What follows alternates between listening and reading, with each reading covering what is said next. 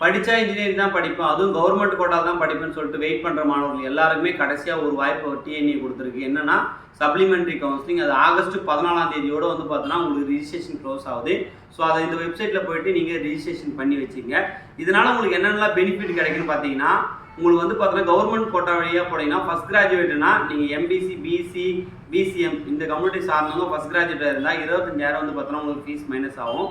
Post matric scholarship வந்து பார்த்தோன்னா SC, SCA, ST இவங்க வந்து பார்த்தோன்னா வருடம் இது வந்து பார்த்தோன்னா வருடம் 55,000 உங்களுக்கு வந்து பார்த்தோன்னா ஃபீஸ் மைனஸ் ஆகும். ஸோ உங்களுக்கு வந்து பார்த்தோன்னா என்னைக்கு கவுன்சிலிங் நடக்குன்னு பார்த்தோன்னா நீங்கள் ரிஜிஸ்ட்ரேஷன் பண்ணதுக்கப்புறம் உங்களுக்கு ரேண்டம் நம்பர் எல்லாமே பப்ளிஷ் பண்ணுவாங்க. அப்புறம் வந்து பார்த்தோன்னா உங்களுக்கு என்னைக்கு கவுன்சிலிங் வந்து ஸ்டார்ட் ஆகுதுன்னு பார்த்தோன்னா 21, 22, 23 ஆகஸ்ட் இந்த 3 நாளில் உங்களுக்கு கவுன்சிலிங் நடக்கும். இது சம்மந்தமாக உங்களுக்கு எதனா டவுட்ஸ் இருந்தால் என்னோட நம்பருக்கு கான்டாக்ட் பண்ணலாம். ஆனால் ரவுண்ட் 3யோட வேகன்சி லிஸ்ட்டு தான் உங்களுக்கு வந்து பார்த்தோன்னா சீட் கிடைக்கும். அது ஆகஸ்ட் 20ஆம் தேதி தான் வந்து பார்த்தோன்னா ரவுண்ட் 3யோட வேகன்சி லிஸ்ட்டு நமக்கு வரும். ஸோ முன்னாடி என்னென்ன காலேஜில் சீட்டு ஃபில் ஆகிடுச்சோ சீட்டு ஃபில் ஆகாத காலேஜ் மட்டும் தான் உங்களுக்கு வேகன்சி இருக்கும். கண்டிப்பாக அட்டானமஸ் கல்லூரியில் கண்டிப்பாக சீட்டு இருக்கும். ஸோ எல்லாரும் கவர்மெண்ட் கோட்டா வழியாக போவோன்னு சொல்லிட்டு வெயிட் பண்ணுறவங்களுக்கு கண்டிப்பாக இந்த சப்ளிமெண்ட்ரி கவுன்சிலிங் ரொம்ப ரொம்ப யூஸ்ஃபுல்லாக இருக்கும். ஸோ இதில் எதனா டவுட்ஸ் இருந்தால் என்னோட நம்பர் கான்டாக்ட் பண்ணுங்கள்.